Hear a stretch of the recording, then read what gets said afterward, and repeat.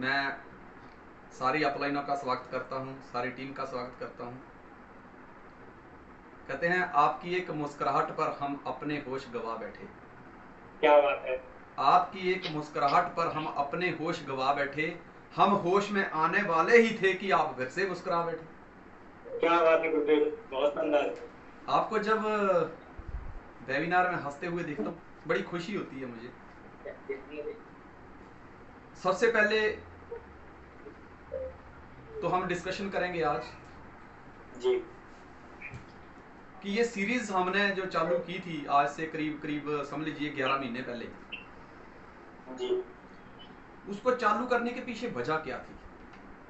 जी कहते हैं अगर आप चिकने दिखना चाहते हैं तो आपको लगातार शेविंग करते रहना पड़ेगा। जी जी सर। अगर आप चाहते हैं कि गर्मी बरकरार रहे, आग बरकरार रहे, वो जलती रहे, तो उसके अंदर आपको लकड़ियां डालते रहना पड़ेगा। Yes sir. अगर आप चाहते हैं कि आपका बिजनेस चलता रहे तो आपको लगातार उस बिजनेस में इन्वॉल्व होकर कोशिश करते रहना पड़ेगा।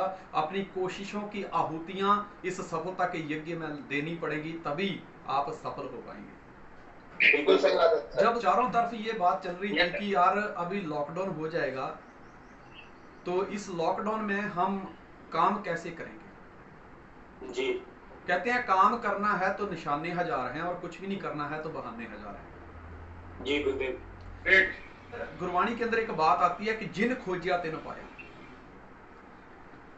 जिस इंसान ने जिस चीज की खोज की है उसने वो हासिल किया है। जी गुरदेव। अगर आप सोचते हैं कि ये नहीं होगा तो आप इसकी खोज कर रहे हो कि ये कैसे नहीं होगा। जी तो गुरदेव। सारी सृष्टि आपके सामने वो हालात पेश कर देगी कि जिसकी वजह से ये नहीं हो सकता। जी गुरदेव। अगर आप ये सोचते हैं कि मैं कर कर रहूंगा, ये पॉसिबल है, मैं करके दिखाऊंगा, तो सारी सृष्टि वो सारी रचनाएं आपके सामने ले आएंगी, वो सारे पॉसिबिलिटीज आपके सामने पेश कर देंगी, जिसकी वजह से आप अपने मकसद में कामयाब हो सकते हैं। जी गुरदेव। जब पूरे हिंदुस्तान में, पूरी दुनिया में लॉकडाउन चल रहा था, तो हमारी कुछ डिस्कशन चल रही थी ऊपर मैनेजमेंट के साथ, रिस्पेक्टेड अनुराग सर के साथ, रिस्पेक्टेड ग्रेट ऑल मेरी अपलाइन जितने भी हैं, कि वे कैसे करना है। मेरी टीम के मुझे बार बार फोन आ रहे थे कि सर अब कैसे काम होगा। मैं कह क्यों, कहते लॉकडाउन में सर काम कैसे होगा जब तक फील्ड में नहीं जाएंगे। तो वही बात आती कि काम करना है तो निशाने जा रहे हैं, पर कुछ भी नहीं करना तो बहाने जा रहे हैं।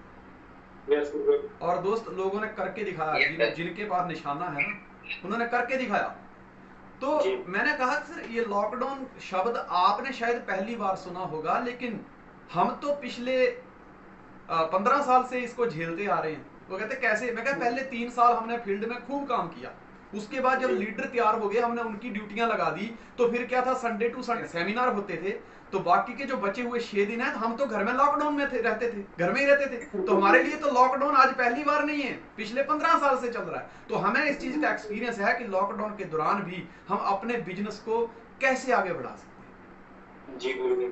तो हमने एक सीरीज लॉन्च की, ट्रेनिंग द ट्रेनर्स। उसके पीछे यही मकसद था कि जैसे मैंने बताया कि अगर आपको चिकने बने रहना है तो शेव करते रहना पड़ेगा, अगर आग को बरकरार रखना है तो लकड़ियां लगाते रहने पड़ेगा। तो हमने इस सीरीज का निर्माण इसीलिए किया, उसकी पीछे एक वजह यही थी कि हमारे जो लोगों की एक्साइटमेंट है, जो जोश है, जो जुनून है, और जो कम्युनिकेशन है वो बरकरार रहे।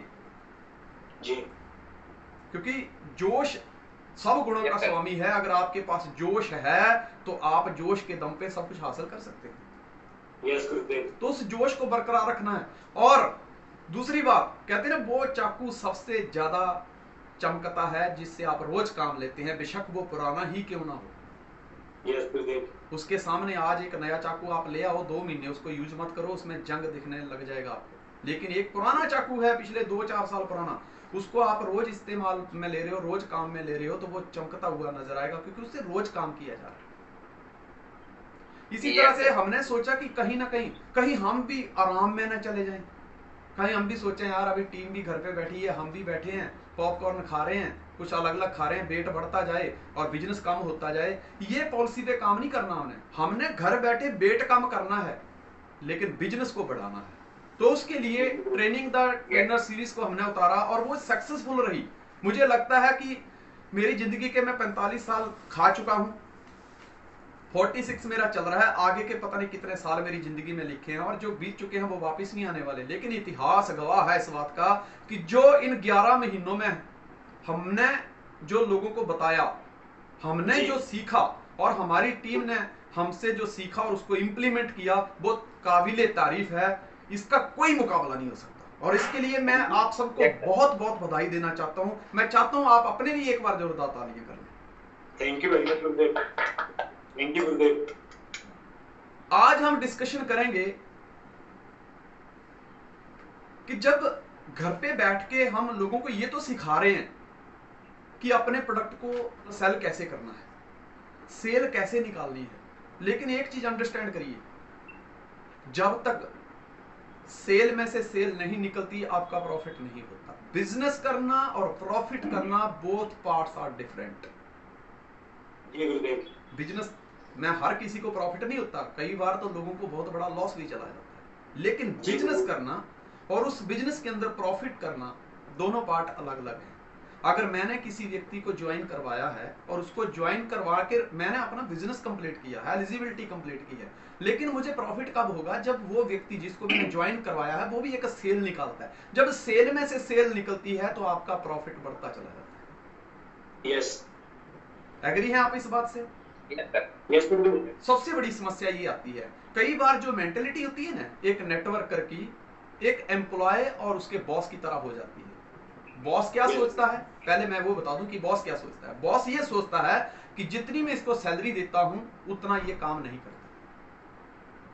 और एम्प्लॉय क्या सोचता है कि जितना मैं काम करता हूं उतना ये कंजूस मुझे पैसा नहीं देता। जी गुरुदेव। और इन दोनों के जो है वो अपोजिट माइंड बना रहता है और कभी जल्दी बनती नहीं है। मुंह पे एक दूसरे की तारीफ होती है लेकिन पीठ के पीछे मतलब जो भी होता है गाली गलौज चलती रहती है। कई बार नेटवर्क इंडस्ट्री में भी लोग आते हैं ना, तो कोई जरूरी नहीं वो अच्छी सोच लेके ही आते हैं। कई बार लोगों का भी माइंड सेट अपलाइन और डाउनलाइन के प्रति ऐसा हो जाता है, मतलब कई बार डाउनलाइन ये सोचती है कि यार मेरी अपलाइन काश वो होता तो मजा आ जाता, वो मेरी अपलाइन में होता ना मजा आ जाता, मैं उसकी टीम में होता तो आज 5 माइल नहीं मेरे 500 हो गए होते। जी गुरुदेव। और कई बार अपलाइन पता क्या सोचती है, यार काश मेरी टीम में वो व्यक्ति होता ना, या मेरा ये जो व्यक्ति है उसकी तरह काम करे तो आज देखो उसके 500 माइल हो गए, 1000 हो गए, मैं भी इतनी टाइम में मैं भी इतनी तरक्की कर जाता। जी गुरुदेव। कई बार टीम कहती है सर अपलाइन हेल्प ही नहीं करती, और कई बार अपलाइन कहती है कि सर बंदा काम नहीं करता। जी गुरुदेव। दरअसल होता क्या है, एक जब हम एक पॉइंट पे आ जाते हैं ना, जब एक पॉइंट पे एक मुद्दे पे आ जाते हैं, एक ऐसे लेवल पे आ जाते हैं कि जब मेरी अपलाइन मुझे कुछ समझा रही है और मैं समझने को तैयार हूं, वो समझाने को तैयार है, जब इस पॉइंट पे हम आ जाते हैं तो दोनों ही लोग तरक्की करते हैं। लेकिन मेरी अपलाइन समझाने को तैयार है, मैं समझने को तैयार नहीं हूं, या मैं समझने को तैयार हूं उसको समझाना नहीं आ रहा, तो उस जगह पे क्या होता है, हमारी दिशाएं अलग अलग हो जाती हैं, फासले बढ़ते चले जाते हैं। जी गुरुदेव। तो अगर हम ट्रेनिंग द ट्रेनिंग सीरीज के दम पे अपना प्रोडक्ट सेल कर रहे हैं, सेल निकाल रहे हैं, तो सबसे बड़ी समस्या क्या होती है, प्रॉफिट कब है कि जब जो सेल निकाली है वो भी एक सेल निकाले तो हमारा प्रॉफिट होने शुरू हो जाता है। जी गुरुदेव। तो उसके लिए उस व्यक्ति का माइंड सेट होना बहुत जरूरी है, उसका विजन क्लियर होना बहुत जरूरी है। जी गुरुदेव। उसकी वाय क्लियर होना बहुत जरूरी है। पूरी महाभारत के अंदर जो गीता ज्ञान दिया गया है उसमें 18 दिन तक श्री कृष्ण भगवान ने अर्जुन की वाय क्लियर की थी और कुछ क्लियर नहीं किया। जी गुरुदेव। सिर्फ वाय क्लियर की। राइट गुरुदेव। अपने इस बिजनेस के अंदर भी हमारी टीम के पास तरह तरह के सवाल होते हैं, उनकी वाय कैसे क्लियर किया जाए, उनका विजन कैसे क्लियर किया जाए। First 90 days are very important in MLM business. पहले 90 दिन जो होते हैं वो बहुत ही मायने रखते हैं। जी गुरुदेव। दोस्तों ये मैं MLM की ही बात नहीं कर रहा हूं, अगर एक व्यक्ति जो 25 साल तक अपने माँ बाप के साथ घर में रहा है, अगर वो कभी घर छोड़ के विदेश जाता है या प्रदेश जाता है तो पहले 90 डेज में ही डिसाइड होता है कि वो कमाएगा या घर वापस आएगा। Yes sir. जी गुरुदेव। पहले 90 दिन ही डिसाइड कर देते हैं कि मेरा बच्चा जो स्कूल जा रहा है वो कुछ संस्कार सीख रहा है, उसमें कुछ बदलाव आ रहा है कि नहीं आ रहा है। मेरी फीस कहीं बेकार तो नहीं जा रही। पहले 90 दिन में ही आप अगर नया बंगला खरीदते हैं तो पहले 90 दिन के अंदर अंदर ही अपनी सोसाइटी का आप मुआयना कर लेते हैं कि मेरी सोसाइटी में किस तरह के लोग रहते हैं। फर्स्ट 90 डेज आप दुनिया का कोई भी प्रोफेशन पकड़ो, लेकिन खास तौर पर नेटवर्क मार्केटिंग, यहाँ पे तो फिल्टर हो जाता है एकदम। पहले 90 दिन में आप सोच लेते हैं कि जिसको मैंने ज्वाइन किया है वो आगे चलने वाला है कि नहीं, और पहले 90 दिन में ही वो देख लेता है कि क्या मैं टिक पाऊंगा या नहीं, ये बिजनेस मेरे लायक है या नहीं, क्या मैं तरक्की कर पाऊंगा, कहीं फंस तो नहीं गया। तो पहले 90 दिन हमारे लिए बहुत जरूरी होते हैं। जिस व्यक्ति ने, अगर आप अपनी टीम के पहले 90 दिन 90 डेज संभाल लिए जी, वो व्यक्ति अगले 9 महीने तक कहीं हिलने वाला नहीं है।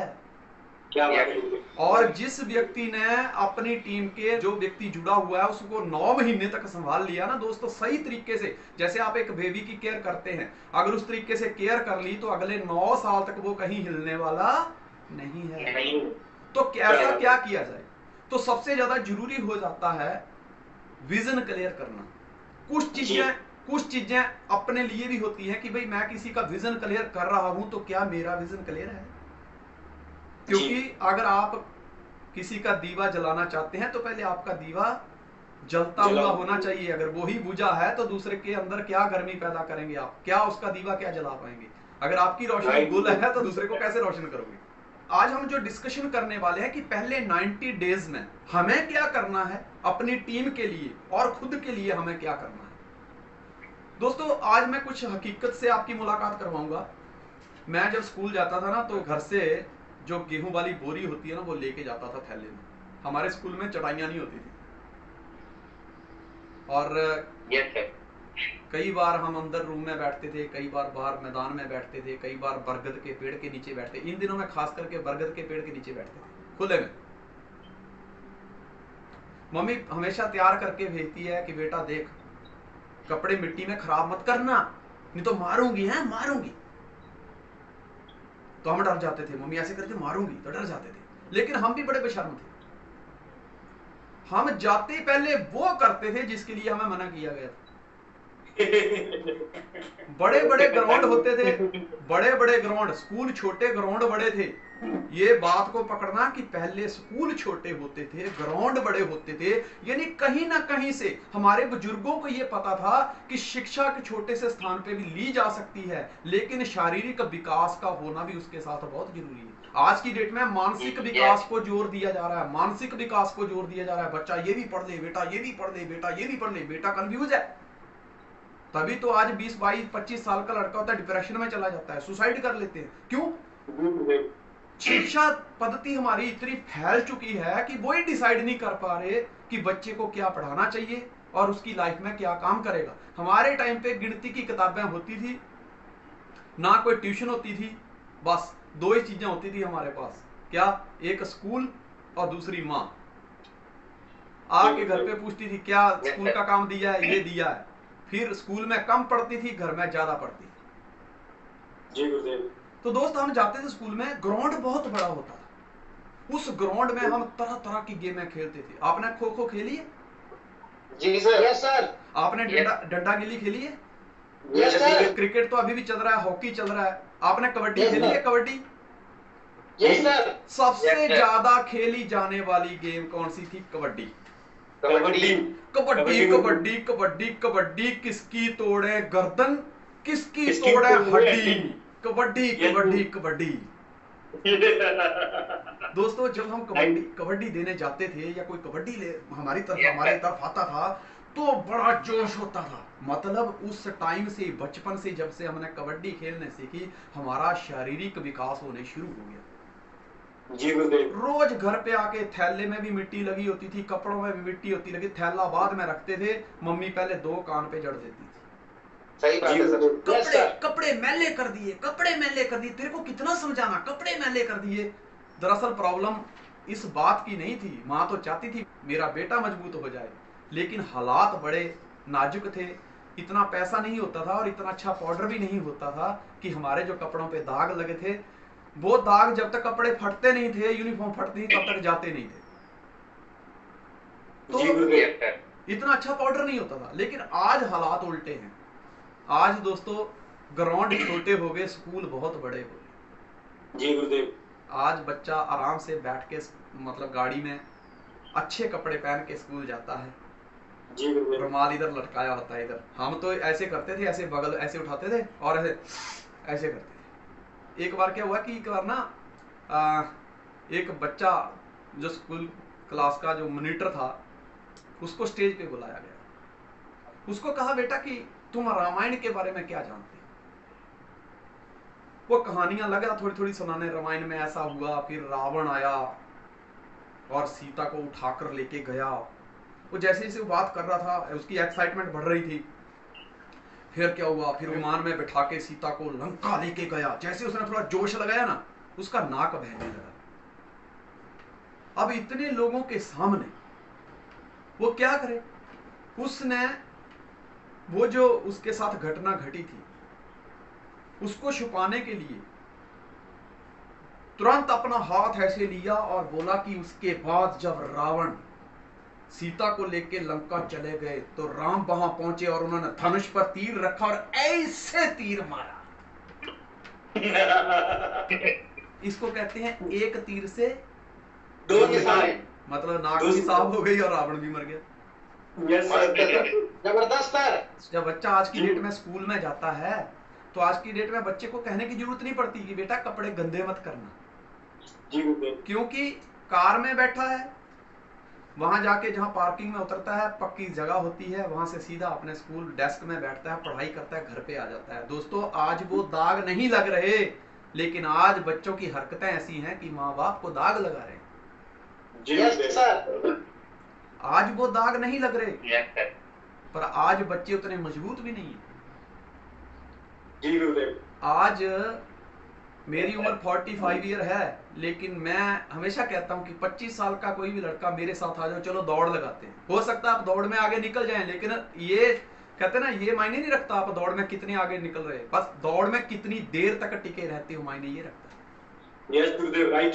क्योंकि आजकल का बच्चा मेरे से पढ़ाई में ज्यादा, वो इंग्लिश मेरे से बहुत अच्छी बोल सकता है जी, लेकिन अगर जिम करना हो, अगर क्या बोलते हैं पुशअप करने हो, पुलअप करने हो, दौड़ लगानी हो, तो मेरे से नहीं जीत सकता। क्योंकि हमारा ये शारीरिक विकास उन दिनों में हो गया था जब माँ कहती थी बेटा कपड़ों पे दाग मत लगाना। उस टाइम कपड़ों पे दाग होते थे, अच्छे पाउडर नहीं होते थे। आज कपड़ों पे दाग नहीं है, लेकिन आज बहुत अच्छा पाउडर आ चुका है। उस टाइम माता हाथों से कपड़े धोती थी, आज की डेट में घर घर में मशीन है, अच्छा पाउडर है, लेकिन फिर भी बच्चों के कपड़ों पे दाग नहीं पड़ रहे, क्योंकि आज स्कूल बड़े मैदान नाम के रह गए हैं। हमारे टाइम पे सारी गेमें आउटडोर होती थी, आज के टाइम पे सारी गेमें इंडोर हैं। आज बच्चा मोबाइल पे बैठा गेम खेल रहा है। Yes sir, right. एक बार क्या होता है कि एक ना महिला डॉक्टर के पास जाती है, वो कहती है डॉक्टर साहब मेरा वेट ना ओवरवेट होता जा रहा है, तो कुछ बताओ क्या करें। वो कहता है बहन जी कोई ना गेम खेला करो, गेम, इससे शरीर फिट रहता है। तो कहती ठीक है, कहती लाओ 2000 रुपया, सलाह दे दी आपको 2000 रुपया दे दो, थोड़ा डाइटिंग करो, गेम खेलो। कहती ठीक है। वो घर पे गई, 1 महीने बाद वापस गई तो वेट 5 किलो इंक्रीज हो गया। वो डॉक्टर को जाके कहती है कैसे डॉक्टर हैं आप, हैं कैसी सलाह देते हैं आप, आपने कहा था कोई गेम खेलो, गेम खेलो, वजन कम हो जाएगा, हैं 1 महीना हो गया पर मेरे से 2000 रुपया भी फीस ले ली आपने, उसके बावजूद भी मेरा वजन तो कम नहीं हुआ, 5 किलो बढ़ गया है। कहते बहन जी कौन सी गेम खेल रहे थे? कहती मैंने मोबाइल पे ना सांप सीढ़ी खेला। मतलब आज की डेट में वो भी मजबूर है, क्या करे, इंडोर गेम में रह गई है। आज की डेट में उम्र 22, 23, 25 साल होती है, शरीर का कोई ठिकाना नहीं होता, जैसे चाइना, जापान, भूटान सब साथ में लगे हुए हैं, ऐसी वाली बात होगी, क्योंकि आज उसकी फिजिकल एक्टिविटी कोई नहीं रहेगी। दोस्तों आज की डेट में मैं आपको एक सिंपल सा तरीका बताता हूं। कई बार कहते हैं सर मैं ज्यादा पढ़ा हूं, मेरी अपलाइन ज्यादा पढ़ी लिखी नहीं है, तो वो मेरा क्या विजन क्लियर करेगी। मैं आपको सिंपल सा तरीका बताता हूं। आज हम एक बात करते हैं कि भाई कैसे एक इजी मोड पे हम अपनी टीम का विजन क्लियर कर दें। हम किसी गेम के साथ आज की बातों को मिलाएंगे, उससे सीखेंगे और उसी से अपनी टीम का विजन क्लियर करेंगे। ये तो आपके लिए आसान है ना, इसके लिए तो बहुत ज्यादा एजुकेटेड होने की जरूरत नहीं है। Yes sir. हम एक गेम पकड़ते हैं kabaddi. Network marketing business kabaddi के खेल जैसा है। अभी तो आसान है ना? Yes sir. देखिए, आपको मैं कहूं कि 25 लाइन है या 26 लाइन है, इसको याद करना है तो शायद ये याद नहीं होगी, लेकिन उन्हीं लाइन को आप गाने में तब्दील कर दोगे तो कब याद हो जाएंगी और पूरी जिंदगी भूलेंगे नहीं। जब आप किसी काम को काम समझते हैं तो आपको बहुत सारी प्रॉब्लम आएगी। आपको कभी भूख लगेगी, कभी प्यास लगेगी। और एक चीज बता दूं मैं आपको, जिंदगी में तरक्की करनी है तो दोस्तों अपनी बुद्धि को स्थिर करना होगा। युद्ध के मैदान में जाकर अर्जुन की बुद्धि भटक गई थी। कोई चाचा नजर आ रहा था, कोई मामा नजर आ रहा था, उसकी इंद्रियां उसको परेशान कर रही थी। मुझे चोट लग सकती है, मेरे साथ ये हो सकता है। दोस्तों, जो बुद्धि इंद्रियों की गुलाम होती है वो इंसान को कभी भी अच्छे परिणाम नहीं देती। पहले अपनी बुद्धि को हमको स्थिर करना होगा। जी गुरुदेव। अपने दिमाग को सेट करना होगा। जब ये सेट हो जाता है तो दुनिया कितनी भी बिगड़ी हो उसको सेट करना आसान हो जाता है। नेटवर्क मार्केटिंग बिजनेस कबड्डी के खेल जैसा है। अब आप ये सोचिए, कभी भी आपको लगता है कि मुझे अपनी टीम का विजन क्लियर करना है तो ये बहुत आसान हो जाएगा। बस कबड्डी वाला खेल याद कर लो, वो बातें, वो जो प्रिंसिपल, जो सिद्धांत वहां पे हैं, वो सिद्धांत यहां लागू कर दो। अब कबड्डी के खेल में क्या होता है? नंबर 1, आपको अगर एक अच्छा खिलाड़ी बनना है तो उसके लिए कोचिंग लेनी पड़ेगी। Yes sir. इसी तरह नेटवर्क मार्केटिंग में भी अगर आपको एक कामयाब व्यक्ति बनना है तो आपको एक ग्रेट एक्सपर्ट और एक अचीवर जो अपलाइन है उससे आपको कोचिंग लेनी पड़ेगी। देखो, एक होता है अपलाइन और एक होता है ग्रेट अपलाइन। ये मैंने पहले भी बताया है कि अपलाइन होना और ग्रेट अपलाइन होने में क्या फर्क है। पीछे अपलाइन के पीछे ग्रेट लगाने के लिए हमको काम करना पड़ता है, प्रैक्टिकल करना पड़ता है। अपलाइन क्या है? अगर मैंने किसी को ज्वाइन कर दिया, अगर उसकी परवरिश नहीं की, उसको कुछ सिखाया नहीं, तो मैं अपलाइन में हूं, लेकिन ग्रेट अपलाइन में नहीं हूं। ग्रेट में कब बनता हूं? जो जो बातें मैंने उसको प्लान के अंदर दिखाई हैं, वो जो जो प्लान के अंदर दिखाया है कि इतने टाइम में काम करेगा तो ये आएगा, इतने प्लान करेगा तो इतने रिजल्ट आएंगे, वो दिखाया और उसको वो पूरा करते हुए नजर आए तो मैं एक अपलाइन से ग्रेट अपलाइन में तब्दील हो जाता हूं। Yes sir. तो सीखना बहुत जरूरी है। कोई भी व्यक्ति माँ के पेट से सीख के नहीं आता, चाहे एक्टिंग हो, चाहे सिंगिंग हो, कुछ भी हो, आपको वो सीखना पड़ेगा। हमने नहाना सीखा, कपड़े पहनने सीखे, साफ सफाई रखना सीखी, हर चीज सीखी है। और सफलता में एक खास बात ये है, ये जाति, ये उम्र, ये रंग, ये रूप, ये क्या बोलते हैं, मेल फीमेल, ये सब कुछ नहीं देखती। अगर आप सीखने के लिए तैयार हैं तो सफलता आपको अपनाने के लिए तैयार है। भगवान श्री कृष्ण खुद भगवान थे, लेकिन फिर भी उन्हें एक गुरु से शिक्षा लेनी पड़ी थी जिनका नाम था सांदीपनी। भगवान होकर भी उनको शिक्षा लेनी पड़ी थी, ज्ञान लेना पड़ा था। और ज्ञान लेने के लिए बुद्धि का स्थिर होना जरूरी है। हम कई बार सेमिनार लगाते हैं तो कुछ लोग आते हैं ना, अपनी सीट फिक्स कर लेते हैं और आंख नहीं झपकते, सिर्फ स्टेज की तरफ देखते हैं, क्योंकि वो जानते हैं कि जो पैसा मैंने दिया है वो मेरी जिंदगी की बहुत खून पसीने की कमाई है। अगर 500 दिया है तो 50,000 का नॉलेज लेके जाऊंगा। और कुछ लोग, किसी को भूख लगती है, बाहर गेट पे खड़ा होता है, कोई बाथरूम में जा रहा होता है बार बार, ऐसे लोग बाद में शिकायत करते हैं, वो सिर्फ तालियां बजाने जाते हैं। हाँ सर मजा आ गया, सर मजा आ गया, वो तालियां बजाने जाते हैं।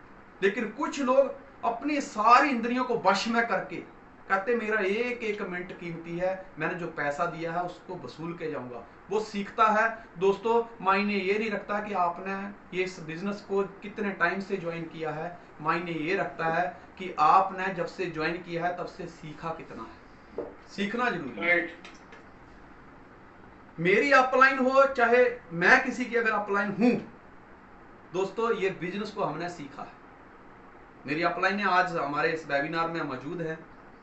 हैप्पी सर इस प्रोफेशन में नहीं थे, वो कोई और काम कर रहे थे, फिर इस प्रोफेशन में आके कैसे कामयाब हुए।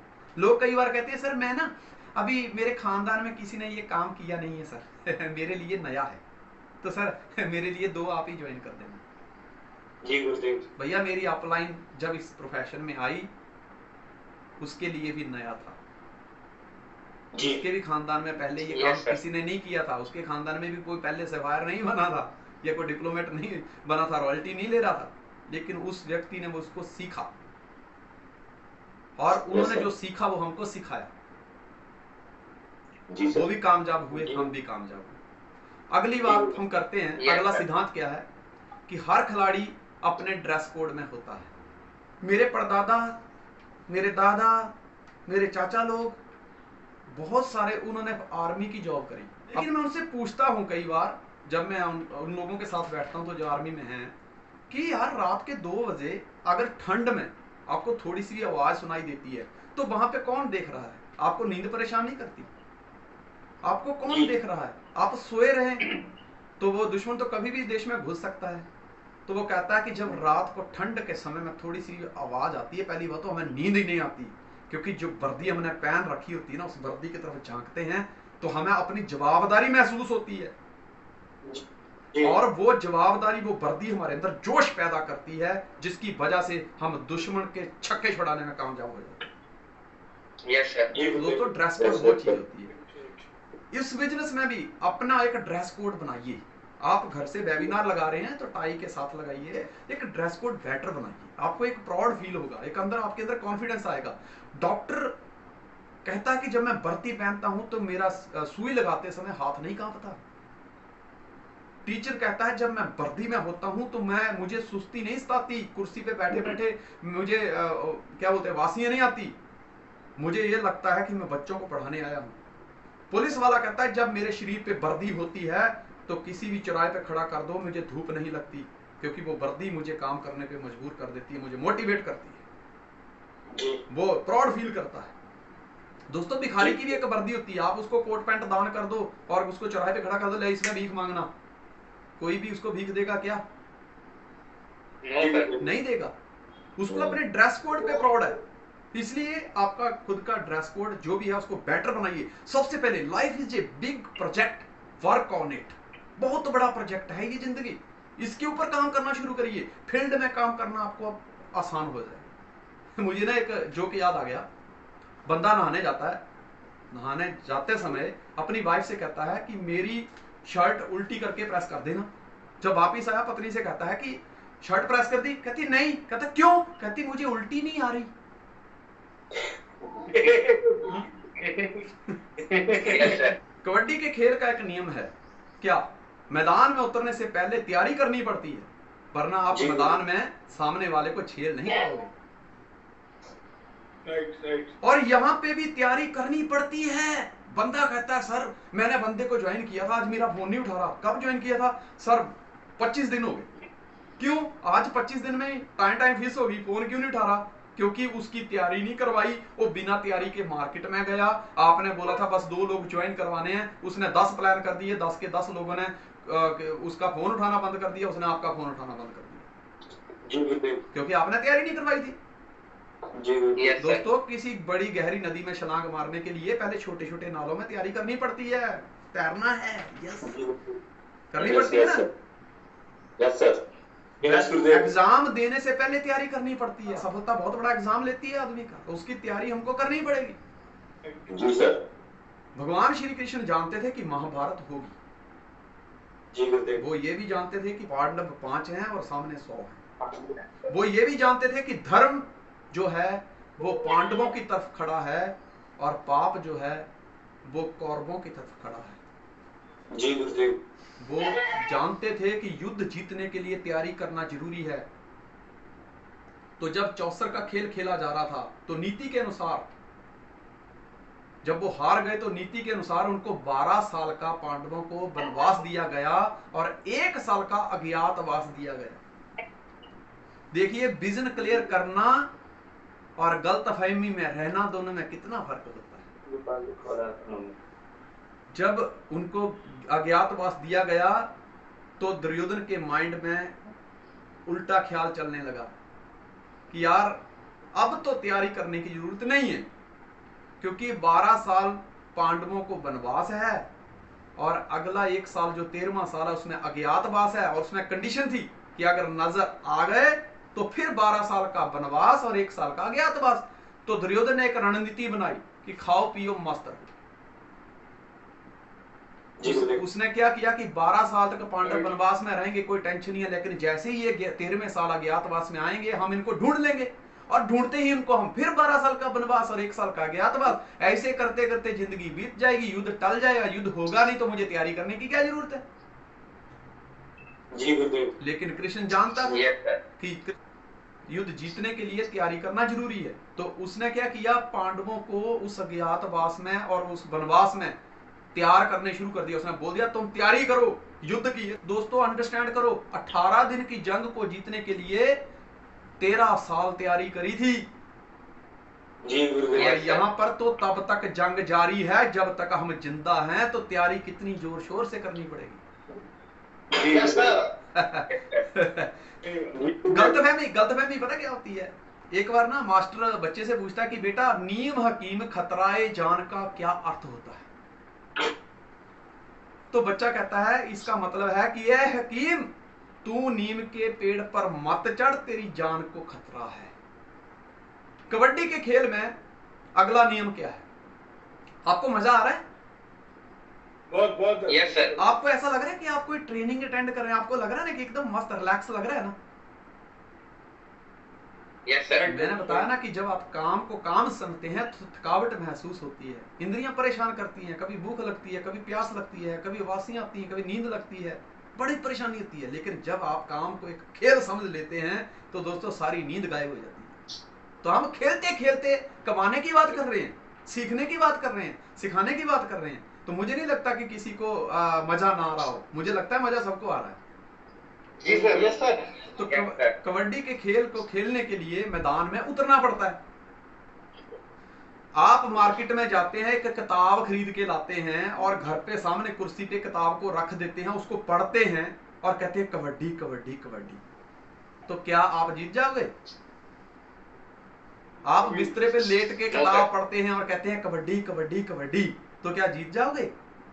आप जमीन पे हाथ में किताब पकड़ के ऐसे लेट जाते और कहते हैं कबड्डी कबड्डी कबड्डी, किताब पढ़ रहे खेल रहे, तो क्या जीत जाओगे? नहीं गुरुदेव। उस खेल को जीतने के लिए आपको मैदान में उतरना पड़ेगा। Yes sir. दोस्तों ये बिजनेस भी वैसा ही है, जिस बिजनेस का आपने चुनाव किया है उसमें आपकी जीत होगी या हार, इसका फैसला घर पे कुर्सी पे बैठ के नहीं होगा, आपको मैदान में उतरना पड़ेगा। और दोस्त आज ऑनलाइन का जमाना है, अब डिजिटल हो रहा है सब कुछ, तो मैदान में उतरने का मतलब है ये है कि आज अभी मैं मैदान में हूं जी। मैं कैसे भी करके अपनी फील्ड में हूं, अपने लोगों के साथ टच में हूं, ये भी एक मैदान ही है मेरे लिए। जी गुरुदेव। अगर आप घर पे बैठे हैं तो जूम एप्लीकेशन के जरिए या यूट्यूब के जरिए लाइव होकर आप लोगों को मोटिवेट कर सकते हैं, कम्युनिकेट कर सकते हैं, विजन क्लियर कर सकते हैं। अगर आप मार्केट में लॉकडाउन नहीं है तो आपको मार्केट में जाना पड़ेगा, उन तक पहुंचना पड़ेगा, तभी दोस्तों आप इस खेल में जीत सकते हैं। जी गुरुदेव। कबड्डी के खेल का एक नियम है कि इसमें टांगें खींची जाती है। जब आप कबड्डी देने जाते हैं या कोई आपकी तरफ कबड्डी कबड्डी करते हुए आता है तो हम क्या करते हैं, सबसे पहले हमारा एक ही मकसद होता है, पकड़ इसको टांग से। टांगे पकड़ते हैं ना, खींचते हैं ना उनको। Yes sir. एक बार ना एक टीचर अपने बच्चों से पूछता है कि बेटा चलो एक बात बताओ, तुम्हें कौन सी गेम पसंद है, कौन सा खेल पसंद है? कहता सर मुझे ना वॉलीबॉल बहुत पसंद है। कहते इंडिया ने कितनी बार खेला? कहते 10 बार। कितनी बार जीता? कहते 1 बार। शाबाश बेटा शाबाश। दूसरे को पूछा बेटा तुझे कौन सा खेल पसंद है? कहते बैडमिंटन। कितनी बार खेला इंडिया ने? बोला 10 बार। कितनी बार जीता? बोले 1 बार। तीसरे को पूछा तुझे कौन सा खेल पसंद है? उसने कहा हॉकी। कितनी बार खेला? बोले 10 बार। कितनी बार जीता? 1 बार। अगले को पूछा, ऐसे हर किसी को पूछते गए, उन्होंने अलग अलग बताया। एक को पूछा कि बेटा तुझे कौन सा खेल पसंद है? कहता मास्टर जी, वो मेरी तरह था कोई मनमौजी, कहता मास्टर जी मुझे तो कबड्डी कबड्डी कबड्डी बहुत पसंद है। बोले इंडिया ने कितनी बार खेला? बोले 10 बार। बोले कितनी बार जीता? बोले 10 बार। बोले ऐसा कैसे? हॉकी 10 बार खेला, 1 बार जीता। वॉलीबॉल 10 बार खेला, 1 बार जीता। बैडमिंटन 10 बार खेला, 1 बार जीता। क्रिकेट 10 बार खेला, 1 बार जीता। कबड्डी के खेल में ऐसा क्या है कि 10 बार खेला और 10 बार जीता, बाकी सारी गेम में 10 बार खेली गई, 1 बार जीती गई, ये 10 बार खेला गया, 10 बार जीता। कहता मास्टर जी क्या बताएं कबड्डी के खेल में ना टांगे खींचने में जो मजा है ना वो किसी खेल में नहीं। क्या बात है। नेटवर्क मार्केटिंग बिजनेस में दोस्त आपकी लोग टांगे खींचेंगे। अगर जिस व्यक्ति को आपने ज्वाइन करवाया है पहले 90 दिन के अंदर जितने सिद्धांत बताए वो बता दिए, और ये जो बताया कि इसमें टांगे खींची जाएंगी ये भी बता दिया, तो आपका बंदा फिक्स हो गया, वो जाएगा नहीं। इसी तरह से जब हम लोगों को कहते हैं बेटा देख एक नेटवर्क मार्केटिंग कबड्डी के खेल जैसा, इसमें लोग टांगे खींचते हैं क्योंकि उनको टांगे खींचने में बहुत मजा आता है। ठीक है, तो जब तुम इस बिजनेस में आ गए हो ना तो यहाँ पे भी लोग तुम्हारी टांगे खींचेंगे, पर तुम्हें अपनी टांगों को पहले तेल लगा के जाना है कि जब वो टांग खींचे तो निकल लो। अगला नियम है हर खिलाड़ी को कबड्डी के खेल में, जब आपने देखा होगा, आपने खेली है कबड्डी, जब हम मैदान में होते हैं तो कितने एक्साइटेड होते हैं। हर खिलाड़ी को अपने खेल पर गर्व होता है, चाहे वो क्रिकेटर हो तो उसको क्रिकेट के खेल में प्राउड फील होता है, कोई हॉकी खेलता है तो उसको वो गेम अच्छा लगता है, कोई कबड्डी खेलता है उसको वो अच्छा लगता है। हर खिलाड़ी को अपने खेल पर गर्व होता है और यही गर्व उसके अंदर खेलने का जोश पैदा करता है। मैंने कहा था कि जोश सब गुणों का स्वामी है। अगर आपके अंदर जोश बरकरार है और आप हार चुके हैं लेकिन जोश अभी भी बरकरार है कि मुझे खेलना है, तो दोस्त हारी हुई गेम को आप जीत सकते हो क्योंकि आपका जोश बरकरार है। नेटवर्क मार्केटिंग में भी वही आदमी कामयाबी के शिखर तक पहुंचता है जिसे अपने काम पर गर्व होता है। जी गुरुदेव। आज लोग मुझे पूछते हैं संजय धीमान तुम्हारी लोग बहुत इज्जत करते हैं, इसका कारण क्या है? मैं कहता हूं मैं अपने काम की बहुत इज्जत करता हूं और ये काम की वजह से ही मुझे लोग इज्जत देते हैं। कहते हैं संजय धीमान तूने तो नेटवर्क मार्केटिंग को बहुत बड़ा बना दिया। मैं क्या, गलत बात है। नेटवर्क मार्केटिंग को मैंने बड़ा नहीं बनाया, अरे ये बिजनेस की क्वालिटी है कि इसने मुझे बड़ा बना दिया। तो दोस्त अपने काम पर प्राउड फील करिए। जब बंदा मार्केट में जाता है उसकी टांगें खींची जाती है ना तो वो उसको मजाक किया जाता है, ए मेंबर बनाने वाले काम में आ गया, तुझे और कोई काम नहीं मिला था, कहां फंस गया तू हैं? तो वो क्या होता है, उसका दिल टूटता है। लेकिन उसको जब ये बताया कि जब तेरे मार्केट में जाएगा लोग टांगे खींचेंगे, परवाह मत करना, ये लोगों का काम है। लोगों ने किसकी टांगे नहीं खींची? हर किसी को यही कहा जाता है। एक व्यक्ति शादी कर लेता है तो लोग कहते हैं यही बीवी मिली थी, लेकिन शादी से पहले 36 के पास गया था कि भाई मेरी शादी करवा दो, तब तो कोई करवाने को तैयार नहीं था। जब कर दी तो कहते हैं यही मिली तुझे और कोई नहीं मिली हैं? लोगों का काम है टांगे खींचना। अपने काम के ऊपर प्राउड फील होना चाहिए कि yes I proud to be a networker, कि अगर मैं इस इंडस्ट्री में नहीं होता तो यार मैं आज कहीं ना कहीं धक्के खा रहा हूँ। कि प्राउड क्यों फील करना है, इसी से रिलेटेड मैं आपको अंतिम में एक स्टोरी सुनाऊंगा। जब मैं वो स्टोरी सुनाने लगूं समझ लेना कि आज ये अभी स्लाइड का अंत हो गया। इसमें डेडलाइन को ध्यान में रखकर खेलना पड़ता है। जब आप कबड्डी खेलते हैं तो दूसरे की फील्ड में जाते हैं, उसको कबड्डी देने जाते हैं तो वहां एक लाइन होती है, उस लाइन को आपको टच करके आना होता है। वो आपकी डेडलाइन है, आपके पास टाइमिंग दिया हुआ कितने टाइम में इस लाइन को टच करना है। आपको 3 चीजें करनी होती हैं। क्या? पहले तो आपको वो जो टाइम दिया है वो टाइम के अंदर रह के काम करना है, कबड्डी देनी है, खेल खेलना है। दूसरा, उसी टाइम के अंदर आपको नंबर भी बनाने हैं। तीसरा, उसी टाइम के अंदर आपको वो डेडलाइन को भी मतलब टच करना है। एक ही टाइम पे 3 काम करने होते हैं। हमारे में भी ऐसा ही है, एक ही टाइम पे 3 काम करने होते हैं। एक 4 बेसिक उसका क्लियर करना होता है, दूसरा किताबें पढ़नी होती हैं, तीसरा उसका विजन क्लियर करना होता है। 3 ही तो काम है। जी गुरुदेव। नेटवर्क मार्केटिंग में भी डूज एंड डोंट्स को ध्यान में रखना पड़ता है। अभी ये डूज एंड डोंट्स क्या है, ये आपको एक चैप्टर मिल गया, आपको पता है। सारी अपलाइनों से मैं ये गुजारिश करूंगा कि जिन भी लोगों को अभी आपने पिछले 1 महीने 2 महीने पहले ज्वाइन करवाया है, आप 2, 4, 10 दिन के बीच में टाइम निकाल के ये डेडलाइंस क्या है, ये डूज एंड डोंट्स क्या है, उनका क्लियर करिए। एग्री हो आप? जी गुरुदेव। Yes sir. यस गुरुदेव। Yes sir. इसमें एक खेल में खासियत है। आशीष जी आपने कबड्डी खेली है? यस सर, खेला है सर। आपने देखा है? मुझे ये खेल इसलिए पसंद है, एक तो टांगे खींची जाती है, दूसरा ये खेल ग्राउंड में खेला जाता है। आप इसको इंडोर नहीं खेल सकते, मतलब घर में बैठ के नहीं खेल सकते, आपको ग्राउंड में उतरना पड़ेगा। तीसरा, Yes, इस sir. खेल में एक खासियत ये है कि इसमें मरे हुए खिलाड़ी भी जिंदा हो जाते हैं। जी गुरुदेव, राइट। ठीक है ना? अगर आप Yes, अकेले sir. भी बचे हैं ना, अगर आप अकेले भी बचे हो तो भी आप बाकी के खिलाड़ियों को जिंदा कर सकते हो। और ये बहुत बड़ा मैसेज है नेटवर्क मार्केटिंग के लिए। कई बार लोग कहते हैं सर वो भी भाग गया, वो भी भाग गया, वो भी आ गया। अरे टेंशन क्यों लेता है भैया, तू अकेला भी बचा है ना, तो वापस खिलाड़ी जिंदा किए जा सकते हैं, वापस Yes, खिलाड़ी sir. तैयार किए जा सकते हैं। राइट गुरुदेव। ठीक है ना? Yes, sir. इसके ऊपर मैं आपको एक स्टोरी सुनाता हूं कि एक बार क्या होता है, सिकंदर अपने गुरु के साथ एक युद्ध जीतकर वापस अपने इलाके में जा रहा था, तो रास्ते में एक संकरा नाला आता था। जी गुरुदेव। तो वहां पे सिकंदर के गुरु ने कहा कि सिकंदर, पहले इस नाले को मैं अकेला क्रॉस करूंगा, जी गुरुदेव। और पार जाकर इस नाले को क्रॉस करके मैं आपको कोई मैसेज छोड़ूंगा, आवाज दूंगा, तब सेना को लेके आना, क्योंकि दुश्मन का कोई भरोसा नहीं कहां पे घात लगाए बैठा हो, हमें सतर्क रहना चाहिए। ये प्लानिंग थी उनकी, बहुत अच्छे अच्छे शब्द हैं, बहुत अच्छी अच्छी लाइन है। एक बंदा अकेला वो जोखिम उठाने को तैयार है, कहता ये नाले को मैं क्रॉस करूंगा क्योंकि दुश्मन का, क्योंकि पकड़ो बात को, क्योंकि दुश्मन का कोई पता नहीं वो कब और कहां घात लगाए बैठा हो। जी गुरुदेव। इसलिए हम सारी टीम को जोखिम में नहीं डाल सकते, सारी सेना को जोखिम में नहीं डाल सकते। मैं अकेले जाता हूं, अगर मैं सुरक्षित पहुंच गया तो मैं आवाज दूंगा सेना को लेके आना। सिकंदर उसी टाइम कहता है नो। वो पहला दिन था सिकंदर की जिंदगी का जिस दिन अपने गुरु का उसने विरोध किया था, इस बात का समर्थन नहीं दिया था। बोला नो, पहले मैं जाऊंगा, मैं आवाज दूंगा, तब आप बाकी की सेना को लेके आना।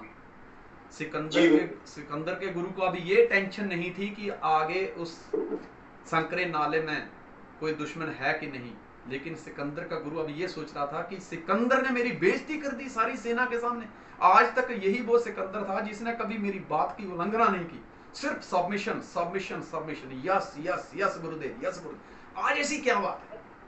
पर उसने, वो समझदार था, उसने उस समय चुप्पी साधना ही बेहतर समझा और सिकंदर को बोला जा तेरी इच्छा जो कर। सिकंदर गया, नाला क्रॉस किया, नाले के पार जैसे ही सिकंदर पहुंचा उसने आवाज दी, सारी सेना को गुरु लेके जो है वो नाला पार कर गए। जैसे ही पार पहुंचे सिकंदर ने सारे हथियार फेंके और गुरु के चरण पकड़ लिए और रोने लगे। कहता गुरुदेव माफ करना। कहता सिकंदर मुझे भी इस बात का अफसोस है कि आज तूने मेरी बात की उल्लंघना की है, वजह क्या? कहता गुरुदेव माफ करना, आज तक मैंने ऐसा ना पहले किया ना आगे करूंगा, लेकिन आज हालात ऐसे थे कि मुझे ऐसा करना पड़ा। बोले क्यों? कहता जो आपके दिमाग में चल रहा था मेरे दिमाग में भी वही चल रहा था कि कहीं ना कहीं दुश्मन अगर अंदर नाले में घात लगाए बैठा है, अगर मेरे गुरुदेव को कुछ हो गया तो मेरी औकात नहीं है कि मैं दूसरा गुरु पैदा कर सकूं, लेकिन अगर मुझे कुछ हो गया तो मेरे गुरुदेव में इतना दम है कि वो दूसरा सिकंदर मेरे जैसा पैदा कर सकता है। क्या बात है गुरुदेव। तो दोस्त ये बिजनेस में भी मैं यही आपसे कहना चाहता हूं कि आप इसमें बहुत मायने रखते हैं। कहते हैं इस नेटवर्क मार्केटिंग में बहुत मायने रखते हैं। जैसे कि कबड्डी की खेल के साथ की हम इसकी तुलना कर रहे हैं कि अगर सारे खिलाड़ी मारे जाते हैं तो फिर भी वो जिंदा हो सकते हैं, आप उनको जिंदा कर सकते हैं, अगर आप जिंदा हैं तो उनको जिंदा कर सकते हैं। तो वैसे ही ये बिजनेस है कि आप वो सिकंदर के गुरु की भूमिका निभा रहे हैं कि अगर आपका कोई सिकंदर घायल भी हो गया, चला भी गया, तो भी टेंशन नहीं है, क्योंकि आप यहाँ पे सिकंदर के गुरु की भूमिका निभा रहे हैं। आप में वो टैलेंट है, आप दूसरा सिकंदर पैदा कर सकते हैं। जी गुरुदेव।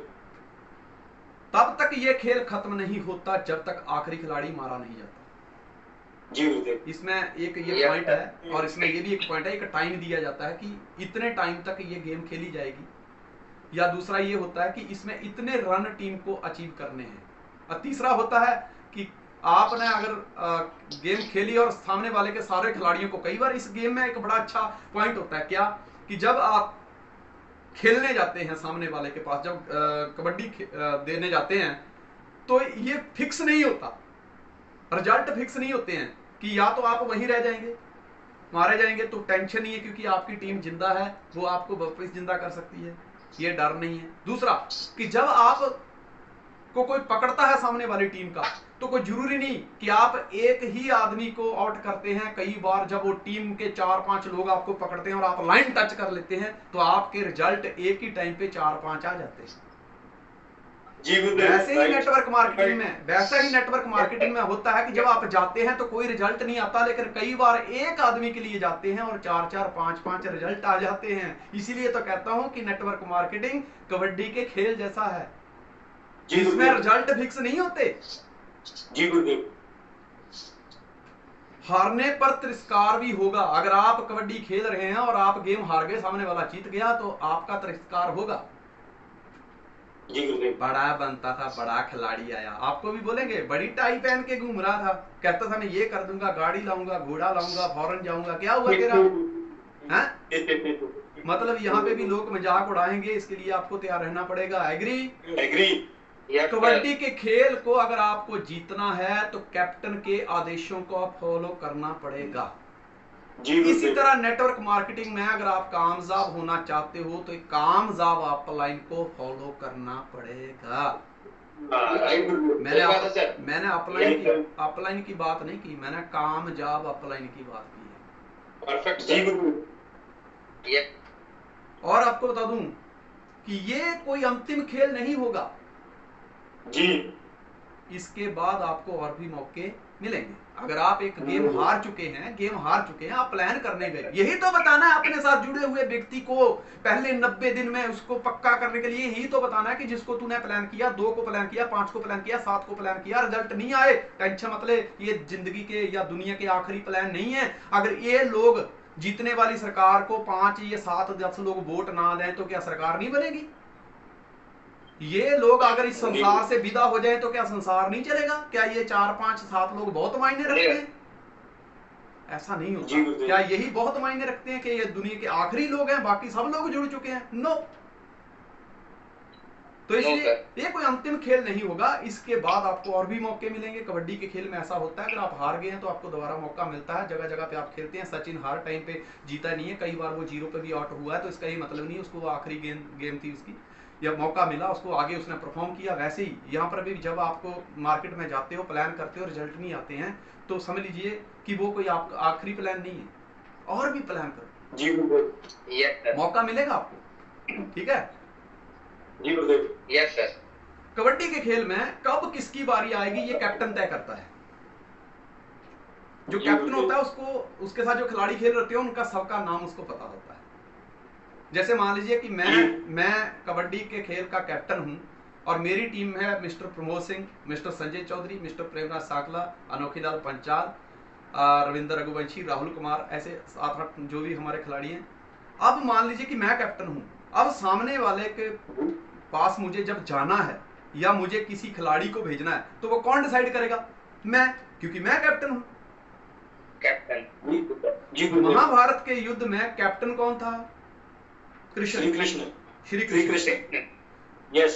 तो उन्होंने क्या किया था? जिस समय दोनों सेनाएं आमने सामने खड़ी थी, ये भगवत गीता के पहले अध्याय में आता है, जब सेनाएं दोनों आमने सामने खड़ी थी तो अर्जुन ने कहा, हे माधव, मेरा रथ उन दोनों सेनाओं के बीच में लेके चल। मैं दोनों सेनाओं को देखना चाहता हूं कि किस सेना में कितना बल है, किस में कितनी शक्ति है और कहां पे हम कमजोर पड़ रहे हैं, तो मैं उसका मुआयना करना चाहता हूं। इसी तरह से यहां पे इस खेल में, नेटवर्क मार्केटिंग में भी कब किसकी बारी आएगी। अगर मैं कबड्डी के खेल में हूं और ये लोग मेरी टीम में हैं, अब सामने वाले कबड्डी देनी, तो मैं तुरंत क्या देखूंगा? सबसे पहले ये देखूंगा कि कितनी ताकत सामने बची हुई है, कितने स्ट्रांग हैं वो लोग, और उनके सामने मेरा कौन सा खिलाड़ी उन पे भारी पड़ सकता है। अगर मुझे लगता है कि मेरे खिलाड़ी में शायद वो ताकत नहीं है जितनी मैं कर सकता हूं, तो उस समय मैं खुद परफॉर्म करूंगा, या उसकी सामने वाले की ताकत और कमजोरी को देखते हुए मैं अपना खिलाड़ी किसको भेजना, मैं उसके नाम के साथ बोलूंगा, चल राहुल चल जा, शाबाश, हरविंदर चल शाबाश। तो वहां यहां पे भी ऐसा ही होता है कि फील्ड में कब कौन कौन कहां जाएगा और वहां पे जाके क्या क्या लगाना है, उसकी प्लानिंग वो सारी कौन देगा? वो जो हमारी टीम का कैप्टन है, जो हमारी जो हमारी कामयाब अपलाइन है वो। क्योंकि दोस्त, आप अपना दिमाग लगाओगे तो आपका दिमाग तो 25 साल तक माँ बाप के रोटियां तोड़ता रहा, क्या अगले 25 साल में वो मानेगा आपकी? जिस बंदे ने घर पे बैठ के 25 साल माँ बाप का खाना खाया हो, मुफ्त में खाया हो, कुछ किया ना हो, और तुम आज उसको ज्वाइन करके कहते हो ये 15 दिन, महीने या अगले 90 दिन में रॉयल्टी लेके आ जाए, पॉसिबल है नहीं। 90 दिन तक उसके दिमाग पे हथौड़ा चलाना पड़ेगा। मेहनत आपकी होगी, प्लानिंग आपकी अपलाइन की होगी, दिमाग आपकी अपलाइन का चलेगा, पैर आपके चलेगा जी गुरुदेव। पर उसके लिए आपका गुरु होना, वो कैप्टन को फॉलो करना जरूरी है। दोस्तों मेरा एक ही सिद्धांत है, अगर तेरा गुरु नक्की है तो दोस्त तेरी जीत पक्की है जी गुरुदेव। यस, गुरु नक्की कर, पहले कौन है तेरा गुरु? राइट, कैप्टन नक्की करना पड़ेगा अपना पहले जी गुरुदेव। कुछ लोगों के तो 5-7 कैप्टन होते हैं, फिर वो क्या करते हैं, हुलड़िया हनुमान जैसा रोल अदा करते हैं। उसके पास जाते कहते सर वो तो कुछ नहीं, तुम बहुत अच्छी हो। फिर उसकी चाय पीते तो कहते सर वो तो सब बकवास है, तुम बहुत अच्छी हो। इनको यही काम रहता है, ये गुप्त पत्रकार होते हैं जी गुरुदेव, जो इधर की बात उधर करते रहते हैं। करना इन्होंने कुछ नहीं होता जी। कबड्डी के जो खेल है उसको हाथ में हाथ पकड़कर खेलना पड़ता है। फील करो जब आप कबड्डी खेलते थे कैसे एक दूसरे का हाथ पकड़ते थे हम जी। नेटवर्क मार्केटिंग बिजनेस भी वैसा ही है, आपको अपनी अपलाइन का हाथ पकड़कर रखना पड़ेगा, क्योंकि आप समझते हैं कि आपकी अपलाइन शक्तिशाली है। तरक्की पाने के लिए शक्ति का सहारा लेना पड़ता है, और हमारी अपलाइन से शक्तिशाली कोई नहीं है, क्योंकि उसने हर चीज को, हर समस्या को झेला है और उसका समाधान भी ढूंढा है, हर समस्या का समाधान ढूंढा है, इसलिए वो हमारी ग्रेट अपलाइन है। उसका हाथ हमें पकड़ के रखना पड़ेगा। अगर एक व्यक्ति ने आज ज्वाइन किया है, 90 दिन उसको हुए नहीं है, और 90 दिन से पहले आप 5-7 दिन उसको थोड़ा बहुत समझा के उसको कहते जा शाबाश प्लान करके दे धक्का दे धक्का दे धक्का, तो क्या होगा, वो सामने वाला इसको धक्का देगा तो कहेगा यार ये लोगों को ज्वाइन करने वाला काम है या धक्के खाने और धक्के देने वाला काम है, तो वो क्या करेगा, वो डेड हो जाएगा।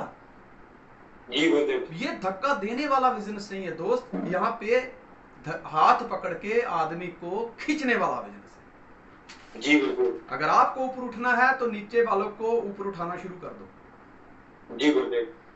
अपने खिलाड़ी का समय समय पर हौसला बढ़ाना पड़ता है। अगर मैं कहता हूं रविंदर चल शाबाश जा दे कबड्डी, शाबाश मेरे शेर शाबाश, तो रविंदर के पास जो जोश है ना, वो उसमें दुगने की बात ना करूं तो 25% तो बढ़ोतरी आएगी, दुगना ही हो जाएगा गुरुदेव।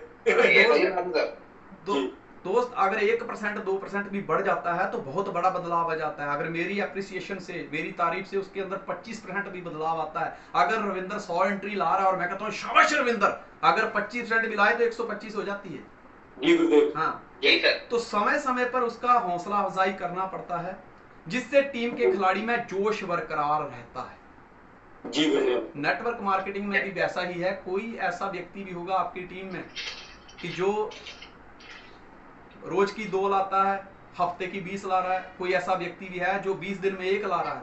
आपके लिए वो आपका खिलाड़ी है जी गुरुदेव। आपको हर हालत में उसको अप्रिशिएट करना है, आपको उसके हौसला अफजाई करते रहना है। कोई व्यक्ति आके ये भी कहेगा सर मैंने 4 प्लान किए कोई एंट्री नहीं आई, अरे टेंशन नहीं, एंट्री नहीं आई दोस्त, बात ये नहीं है कि एंट्री नहीं आई, पर काम की बात ये है कि तूने उसके बावजूद भी प्लान किया। ये बहुत इंपॉर्टेंट बात है जी गुरुदेव। राइट। एक बार क्या होता है, मुझे एक जोक याद आ गया जी। मास्टर बच्चे से पूछता है कि इतने दिन कहां थे, तो बच्चा कहता है मास्टर जी बर्ड फ्लू हो गया था जी। मास्टर कहता है वे पागल हो गया क्या, ले क्यों, बोले वर्ल्ड फ्लू तो पक्षियों में होता है। तो बच्चा कहता है मास्टर जी आपने इंसान समझा ही कहां है, रोज तो मुर्गा बना देते हो क्या बात है एकदम नया है सर। नया है ना, हमारे पास हमेशा नया ही होता है। ये कबड्डी का खेल भी नया ही है, नेटवर्क मार्केटिंग में कोई ऐसा खेल लेके नहीं आया होगा सर, एकदम नई ट्रेनिंग सर, नई चीजें, नए एग्जांपल। कबड्डी के खेल में ये जरूरी नहीं कि हर बार आपको सफलता ही मिलेगी, कई बार आपको खाली हाथ भी आना पड़ता है जी गुरुदेव।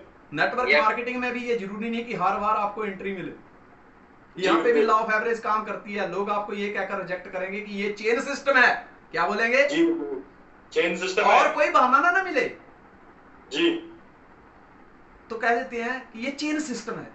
लेकिन मैं कहता हूं, लोग कहते हैं ये चेन सिस्टम है, लेकिन मैं कहता हूं यही मेन सिस्टम है दोस्त, यही मेन सिस्टम है। यस सर, समझो बात को, यही मेन सिस्टम है। मैंने जब काम स्टार्ट किया गुजरात में, तो भाषा की प्रॉब्लम थी, मैं हिंदी बोलता था, वो गुजराती बोलते थे, ना उनको समझ आए मैं क्या बोल रहा हूँ ना मुझे समझ आए क्या बोल रहे। बस भैंस के आगे बीन बजाने वाला काम चलता रहता था, पर मेरी रिहर्सल हो रही थी। Yes sir. थोड़ी मैं थोड़ा हाई फाई लोगों जिन्होंने दुनिया देखी थी उन तक पहुंचा, तो वो बाद में बोले तुम हिंदी बोलते, मैं हाँ बोलते। अच्छा ये बताओ कंपनी कहाँ की? देख कंपनी दिल्ली, अरे दिल्ली विल्ली वालों पे भरोसा, दिल्ली विल्ली और शेख चिल्ली पे हम भरोसा करते ही नहीं। अरे ये सब नहीं यार, गुजराती भाई जल्दी विश्वास नहीं करते।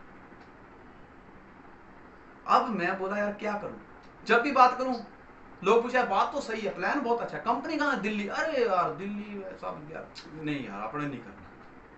तो मेरे मन में ख्याल आया कि यार ये रिजेक्शन है जो मुझे मिल रही है, तो इस रिजेक्शन का हल क्या?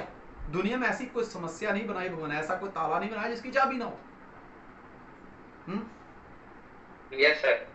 तो एक मैं पिक्चर देखी तो मुझे एक डायलॉग मिल गया, करते हैं हम प्यार मिस्टर इंडिया से। मैंने मूवी देखी मिस्टर इंडिया, तो उसमें एक डायलॉग मिला, मैंने फटाफट अपना क्या बोलते हैं बैग पैक किया, मैडम को कहा पानी की बोतल भर, पानी की बोतल। बोलते क्या हो गया, कहते मूवी में ऐसा क्या देख लिया? मैं क्या मिल गया जो मुझे चाहिए।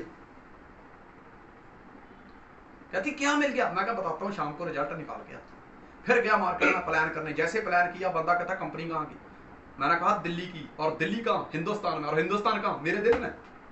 बोला हाँ क्या बात क्या बात। दोस्त नतीजे आने शुरू हो गए। ये उसी का नतीजा था जो पहले 90 दिन में मेरी अपलाइन ने सारे काम काज छोड़ के सारी गीता नेटवर्क मार्केटिंग की मुझे सुनाई थी, उसका नतीजा था ये। कबड्डी के खेल में क्या होता है कि कुछ लोग आपके पक्ष में होते हैं और कुछ लोग विपक्ष में होते हैं। Yes sir. कुछ लोग आपकी टीम के बारे में सोचेंगे यार क्या बात है, शाबाश शाबाश रविंदर, शाबाश राहुल, प्रमोद, खिंच विनीत, खिंच चौधरी साहब, खिंचो बहुत बढ़िया, तारीफ करेंगे क्योंकि वो आपके पक्ष में है। लेकिन दूसरे जो विपक्ष में है उनकी बोलती उस टाइम बंद होगी। लेकिन जैसे ही विपक्ष वाला कोई कबड्डी देने आता है तो वो चिल्लाने शुरू कर देते हैं। नेटवर्क मार्केटिंग भी वैसा ही है दोस्त, आपके ही घर में दो पार्टियां रहती हैं, एक पक्ष वाली एक विपक्ष वाली। कोई आपका साथ देगा, कोई आपका साथ नहीं देगा।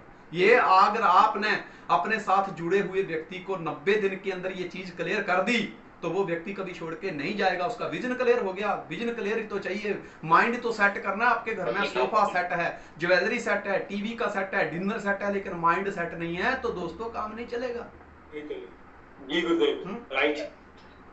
और देखा होगा आपने कि जब मैच होते हैं तो मैच फिक्सिंग होती है, खिलाड़ियों को खरीदने का चलता अंदर कि यार इसको खरीदो, पैसा फेंको, इसको बोला तू हार जाना। अगर ये हार गया तो समझो पूरी टीम गई। ऐसा होता है ना। नेटवर्क मार्केटिंग में भी अपने उस व्यक्ति को ये कह दो कि बेटा जब तू मार्केट में कबड्डी खेलने जाएगा, लोगों को ये प्लान लेके जाएगा तो लोग तुझे भी खरीदने की कोशिश करेंगे। मेरी कंपनी में आ जा, तुझे इतने पैसे दूंगा। पर याद रखना जो टिकता है वही बिकता है। एग्री हो? यहाँ खुद से ज्यादा टीम के बारे में सोचना पड़ता है। नेटवर्क मार्केटिंग भी ऐसा ही है। अगर आप अपने बारे में सोचते हैं तो दोस्तों कामयाबी कुछ समय के लिए मिलेगी, लेकिन अगर जो कैप आपको लग रही है वही कैप अगर आपकी राइट लेफ्ट में लग रही है तो आपकी कामयाबी लॉन्ग टाइम तक बरकरार रहेगी। आपकी टीम के बारे में आप सोचते हैं, अगर आपने एक बार अपने व्यक्ति को राइट लेफ्ट को दोस्तों जीना सिखा दिया, प्लान करने सिखा दिया, फॉलोअप करना सिखा दिया, पहले 90 डेज में जो आपकी ड्यूटी है वो आपने पूर्ण निभा दी, उसके बाद दुनिया के जिस मर्जी कोने में रहो, ऋषि सहदेव हर 8वें दिन आपके अकाउंट में पैसे डालने वाले हैं। जी गुरुदेव। Yes sir. राइट गुरुदेव। क्योंकि टीम के बारे में सोचना पड़ता है, यहाँ टीम जीतती है। मुझे एक शेर याद रखा है, मौसमों का ख्याल रखा करो, कुछ लहू में उबाल रखा करो। जी। मौसमों का ख्याल रखा करो, कुछ लहू में उबाल रखा करो, लाख सूरज से हो दोस्ताना, चंद जुगनू भी पाल रखा करो। क्या बात है। क्योंकि दोस्तों सूरज रात के समय यानी कि रात का समय इसलिए माना गया कि सूरज की दोस्ती आपके साथ दिन में होती है, लेकिन रात के समय जब वो छोड़ जाता है तो एक छोटा सा जुगनू आपको रोशनी करता है। दोस्तों ऐसे ही अच्छे समय में तो बहुत सारे सूरज आ जाते हैं, लेकिन जब बुरा वक्त आता है तो अपने द्वारा किया गया एक डुप्लीकेट बंदा ही हमारे बिजनेस को बड़ा करता है। जी गुरुदेव। जी गुरुदेव। कबड्डी के खेल में सुस्त खिलाड़ी नहीं चलता वरना मारा जाता है। नेटवर्क मार्केटिंग में भी वही आदमी कामयाब होता है जो जुनूनी होता है। कामयाबी उसी को मिलती है क्योंकि लोग दोस्तों आपका प्लान देख के नहीं ज्वाइन करते, लोग आपका जो जिस तरीके से आप प्लान करते हैं उस तरीके से वो इंस्पायर होते हैं, उस जोश से वो इंस्पायर होते हैं और उसी जोश को देकर वो आपके साथ ज्वाइन करते हैं। स्टार्टिंग में हमें क्या प्लान करने आता था, लेकिन हम ये तेरी सब कर देंगे सर, फोड़ के रख देंगे सर। मैं एक शेर बोलता था कि जीतते वही हैं जिनके सपनों में जान होती है दोस्त, पंखों से कुछ नहीं होता, हौसलों से उड़ान होती है। जैसे ये शेर मारते थे ना, जो लोग बैठे होते थे ना, एकदम यस सर एक्साइटेड हो जाते थे। प्लान में तो पता ही नहीं चलता था हमने क्या बोला। शुरुआत जैसे पकड़ी कलम दी एंड और सीधा 4 डायलॉग मारे नीचे, लोग जोश देख के जुड़ जाते थे। एक बार ना मास्टर जी पढ़ा रहे थे कि दिल्ली में कुतुब मीनार है, दिल्ली में कुतुब मीनार है। तो एक मेरे जैसा सुस्त पीछे बैठा हुआ था, तो मास्टर ने उसको देखा, उसका कान पकड़ के बोला कि अब बता मैंने आखिरी बार क्या पढ़ा। बोले आपने बोला दिल्ली में कुत्ता बीमार है, दिल्ली में कुत्ता बीमार है। क्यों? वो सुस्त बैठा हुआ था। कहता बातों ही बातों में हम उसके हो गए, बातों ही बातों में हम उसके हो गए, हम बातें ही करते रह गए और वो कंधे पर सर रख के सो गए। क्या बात है, क्या बात है, क्या बात है। क्योंकि वो सुस्त थे ना। कबड्डी के खेल में आपकी जो जीत होती है वो दूसरे के दायरे में जाकर होती है। जी गुरुदेव। आप यहाँ पे समझिए, आपकी तरफ अगर कोई खिलाड़ी कबड्डी देने आता है तो आप अगर सारी टीम उसको पकड़ने दौड़ती है तो एक ही नतीजा आता है, एक ही रिजल्ट आता है, सबने मिलके एक ही नतीजा निकाला। जी गुरुदेव। लेकिन अगर आप अपनी हद को छोड़ के दूसरे की हद में जाते हैं तो जितने खिलाड़ी हैं आपके पास उतनी ऑप्शन है कि एक टाइम पे आप सबको मार सकते हैं। जी गुरुदेव। ऐसे ही है कि जब आप अपने इलाके में प्लान करते हैं तो बहुत सारे प्लान करके एंट्री इक्की दुक्की आती है, लेकिन दूसरे के जब इलाके में जाते हैं तो एंट्रियां बहुत आती है। मैंने हिमाचल से ज्वाइन किया, मैंने ज्वाइन किया, लेकिन हिमाचल में मैंने किसी को ज्वाइन नहीं किया। गुजरात में आके काम शुरू किया, अनजान लोगों के बीच में टीम यहाँ से खड़ी करी। एमपी में काम किया, एमपी से खड़ी करी। जी गुरुदेव। तो इसलिए आपकी जीत दूसरे के दायरे में जाकर होती है और उनको चुनौती करके ही होती है। यस, कबड्डी कबड्डी कबड्डी जोर से चुनौती देते हैं हम, और ये सिलसिला तब तक जारी रखना पड़ता है जब तक आप जीत नहीं जाते। नेटवर्क मार्केटिंग में भी वैसा ही है, इस बिजनेस में भी अगर आपको कामयाबी चाहिए तो आपको अलग अलग स्टेट में जाके काम करना पड़ेगा, और ये सिलसिला तब तक जारी रखना पड़ेगा जब तक आप जो इस बिजनेस में मिशन लेके आए हैं, जो ड्रीम लेके आए वो पूरे नहीं हो जाते, तब तक करना पड़ेगा।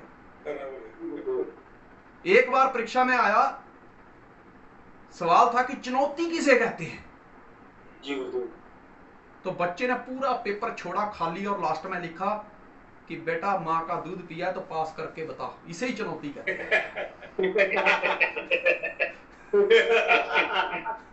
इसे चुनौती कहते हैं।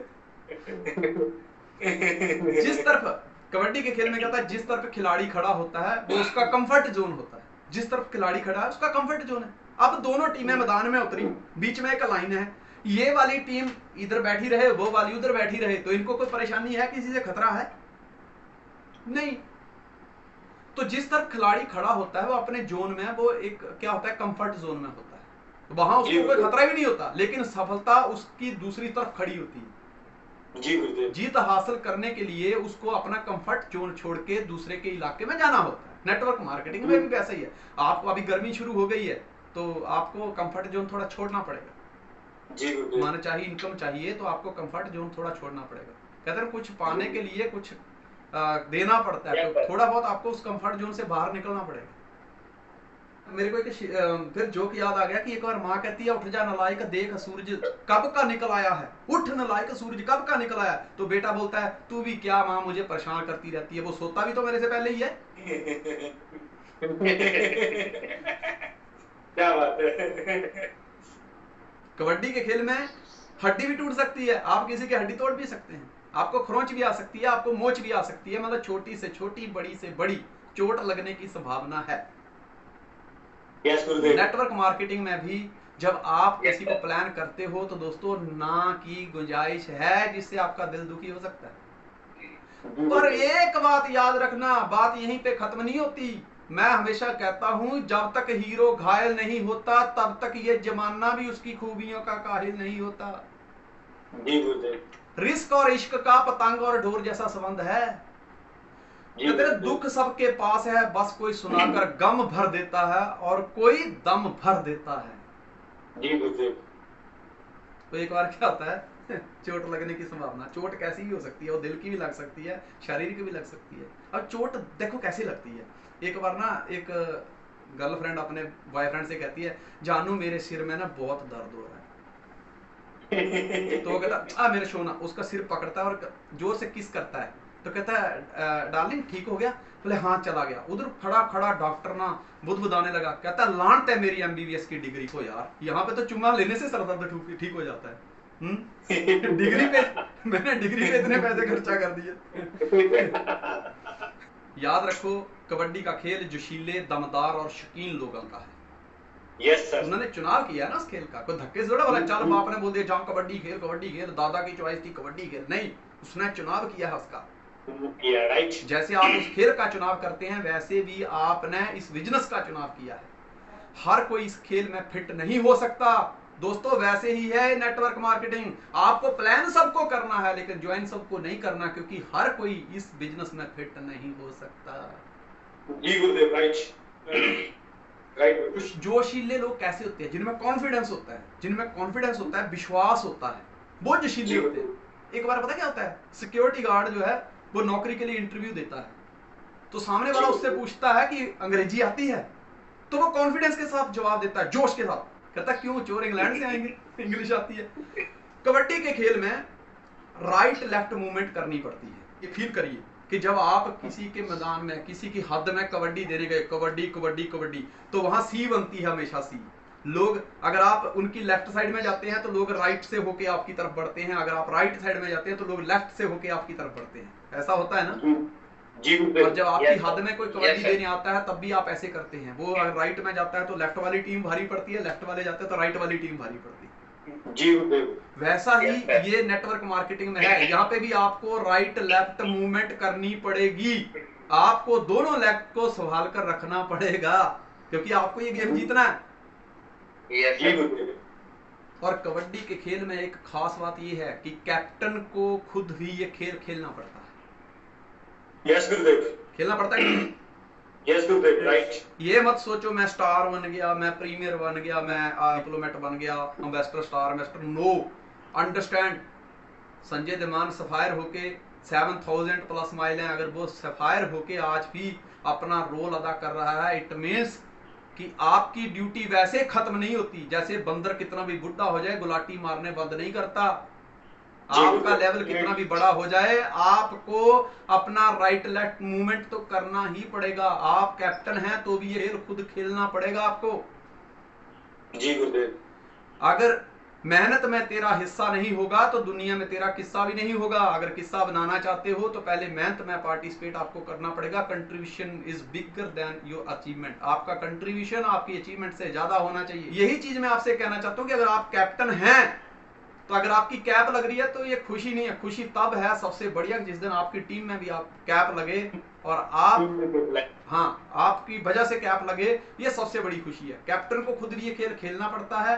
और नेटवर्क मार्केटिंग में अगर आप एक अपलाइन है, ग्रेट अपलाइन है, कोई भी लेवल है, तो भी आपको अच्छी डुप्लीकेशन करने के लिए आप चाहते हैं कि अच्छी डुप्लीकेशन हो, मेरी टीम ये करे, तो पहले वो काम आपको खुद करना पड़ेगा। मैंने एक व्यक्ति से पूछा कि तूने काम तो शुरू कर दिया, क्या प्लान शुरू कर दिया? अब प्लान भी शुरू करो। कहता नहीं सर, प्लान मेरा दोस्त कर लेगा। मैंने कहा जी बात है। मैं कहा ये तो वही बात हो गई। मैं कहा अगर जब शादी करोगे तो लड़की देखने कौन जाएगा? बोला मैं नहीं। मैं कहा वहां भी दोस्त को भेज देना ना। बोला नहीं नहीं सर, वहां मैं जाऊंगा। क्यों? पत्नी तुझे चाहिए ना, यहाँ सक्सेस भी तुझे चाहिए, तो दोस्त काम भी तुझे करना पड़ेगा, तुम्हें हाजिर होना पड़ेगा। ये आखिर की अंतिम पंक्तियां अगर ये समझ आ गई ना, समझ लो बंदे को, तो समझ लो ये बिजनेस समझ आ गया। अब देखिए कि हमारा फर्ज बनता है ये प्लान करना, क्योंकि मैंने बताया था कि हमें प्राउड क्यों होना चाहिए। अब अंतिम में आपको एक कहानी सुनाता हूं। कहानी ऐसे है कि जब भगवान ऊपर बैठे बैठे नीचे दुनिया की तरफ झांक रहे थे, संसार की तरफ झांक रहे थे, नजारा देख रहे थे कि यार हरे हरे पेड़, वादियां, घाटियां नजर आ रही हैं, नदियां नजर आ रही हैं, तो वहां बैठे बैठे उन्होंने एक व्यक्ति को बुलाया। बोले इधर आ। बोले क्या? बोले चल नीचे जा। वो कहता है मैं नहीं जाऊंगा। बोले क्यों? अरे नीचे भूखा मर जाऊंगा, यहाँ स्वर्ग में मजे कर रहा हूँ, वहां मैं भूखा मर जाऊंगा। भगवान ने उसको बोला जा तुझे खेती दी, तू खेती का काम कर जी गुरुदेव। और खूब खा, जितना खाना है, जो तेरा मन करे वो उगा और खा। कहता ठीक है फिर मैं जाता हूँ। उसको खेती का काम सौंप दिया, नीचे आ गया। अब क्या वो क्या कर रहा है, वो खेती पैदा कर रहा है, खा रहा है, मजे कर रहा है। जब देखा भगवान ने कि मेरा पहला प्रोजेक्ट जो लॉन्च किया था वो सक्सेस हो गया, अब दूसरा प्रोजेक्ट लॉन्च करने का टाइम आ गया, तो भगवान ने एक व्यक्ति को फिर बोला, बोले इधर आ, क्या हुआ? बोले नीचे जा। मैं नहीं नीचे जाने वाला। बोले क्यों? बोला खेती आपने उसको दे दी, सारा भोजन वो खा जाएगा, मुझे भूखा मारेगा, मुझे नहीं जाना। कहता देख, इसने खेती तो उगाना सीख ली, लेकिन इसके पास कपड़े नहीं है, तू कपड़े का काम करने शुरू कर दे, तू उसको कपड़े दे देना, वो तुझे खाना दे देगा। कहता हाँ ये बात अच्छी है। अब वो उसको नीचे भेजा, वो कपड़े बनाने लग गया। अब किसान को वो कपड़े देता है, किसान उसको दाना दे देता है। ये भी प्रोजेक्ट सक्सेस। भगवान ने तीसरे व्यक्ति को बुलाया, बोले इधर आ। बोला बोलो। बोले नीचे जा। बोले अब मेरे लिए क्या काम बचा? अब तो कोई काम बचा ही नहीं है, अब मैं नीचे जाके क्या करूंगा? बोले नहीं। बोले देखो निशान मस्ती से खा रहा है, नीचे फसल उगा रहा है, खा रहा है, मजे कर रहा है, जलसे कर रहा है, कपड़े मस्त मस्त कपड़े पहन रहा है, अब मेरी जाने की क्या जरूरत है? बोले नहीं, ये खा तो लेता है पर इसका कंट्रोल नहीं है, तो बीमार हो जाता है। तो तू एक काम कर, तू डॉक्टर बन के जा, तू इसको दवाई देना, ये तुझे अनाज दे देगा। जी गुरुदेव। तो भगवान ने उसको भेज दिया। वो कहता है ये काम मेरे लिए अच्छा, मैं चलता हूँ। उसको डॉक्टरी सौंप दी। अब ये भी जब सक्सेस हो गया तो भगवान ने एक व्यक्ति को और बुलाया, बोले अब तू नीचे जा। बोले मैं क्या करूंगा नीचे जाके? अब तो सारा काम आपने बांट दिया, भूखे मरने की नौबत आएगी, मैं जाके क्या करूंगा? बोलता है यार अभी भी काम बाकी है। बोले क्या? बोले इसके बाद खाना भी आ गया, इसके बाद कपड़े भी आ गए, इसने अपने शरीर को तंदुरुस्त रखने के लिए दवाई भी खोज ली, लेकिन जब बरसात पड़ती है, सर्दी पड़ती है तो बहुत परेशान होता है, इसके लिए रहने के लिए घर नहीं है। तू ये काम कर, इंजीनियरिंग कर, घर के डिजाइन बना और इसको घर बना के दे ताकि ये अच्छी जगह पे रह पाए। कहता ठीक है। उसको मिस्त्री का काम सौंप दिया, उसको इंजीनियर बना के नीचे भेज दिया। ऐसे करते करते भगवान ने अपने प्रोजेक्ट लॉन्च करते गया, लोगों को भेजते गया, भेजते गया, भेजते गया। जब भगवान ने देखा यार नीचे बेरोजगारी बढ़ गई है, नौजवान पढ़ाई कर रहे हैं, माँ बाप की गाड़ी कमाई उनकी पढ़ाई पे खर्च हो रही है, लेकिन बच्चों के पास कोई रोजगार नहीं है, तो भगवान ने मेरे जैसे व्यक्ति को बुलाया। बोले इधर आ। बोले क्या है? बोले नीचे जा। बोले अब मैं क्या करूंगा जाके? कोई डॉक्टर बन गया, कोई इंजीनियर बन गया, कोई एडवोकेट बन गया, कोई कुछ बन गया, कोई किसान बन गया, मैं जाके नीचे क्या करूंगा? पहले ही आबादी इतनी है, बेरोजगारी इतनी बड़ी हुई है। कहता यस, इसी बेरोजगारी को दूर करने के लिए तुझे नेटवर्किंग करनी है, उस बेरोजगारी को दूर करना है और तुझे नेटवर्कर बना के भेज रहा हूं। जिस तरह याद रख, जिस तरह बाकी के लोगों को भेजा और वो कामयाब हुए हैं, मैं तेरे को भी आशीर्वाद देता हूं, जा तो इस काम में दुनिया में तहलका मचा दे और जो बेरोजगार बैठे हैं उनको रोजगार दे दे। बेरोजगारी दूर करने के लिए ही तो तुझे भेज रहा हूं। दोस्तों प्राउड होना चाहिए, I proud to be a networker, कि आज बेरोजगारी दूर करने के लिए भगवान ने हमारे जैसे लोगों का चुनाव किया है, इसलिए हमें अपने काम पर गर्व होना चाहिए। अगर हम इस काम के कैप्टन हैं तो ये काम हमें खुद करना है। और दोस्तों आज का ये चैप्टर हम यहीं पे समाप्त करते हैं। मुझे लगता है कि आपको ये आज की जो हमने डिस्कशन की है इसमें से बहुत सारी चीज़ें आपको सीखने को मिली होगी, आपका विजन बहुत अच्छा क्लियर हुआ होगा, आपके माइंड पे कोई स्ट्रेस नहीं आई होगी। हम कबड्डी खेलते खेलते आज अपना और टीम का विजन क्लियर कर रहे हैं, इससे बेटर और क्या हो सकता है दोस्तों। ना कपड़े पे दाग पड़े तभी कबड्डी खेल ली, ना हम घर से बाहर निकले तो भी कबड्डी खेल ली, और दोस्तों ना कोई चोट लगी तब भी हमने कबड्डी खेल ली। यही ये स्मार्टनेस है हमारे बिजनेस की। I proud to be a networker. जिस तरह मुझे गर्व है आपको भी गर्व होना चाहिए। और आज हम यहीं पे समाप्ति करते हैं। कहते हैं दिल बहुत नाजुक है, इस पे बोझ ना भारी रखिए। दिल बहुत नाजुक है, इस पे बोझ ना भारी रखिए। दोस्तों जिंदगी एक कबड्डी है, अपनी कबड्डी जारी रखिए। Wish you all the best. Thank you very much. Great. Thank you Gurudev, very good, thank you very much Gurudev. Thank you पति, मजा आ गया, मजा आ गया। Thank you, wish you all the best, nice to meet you. जय हिंद, जय due soft. Thank you.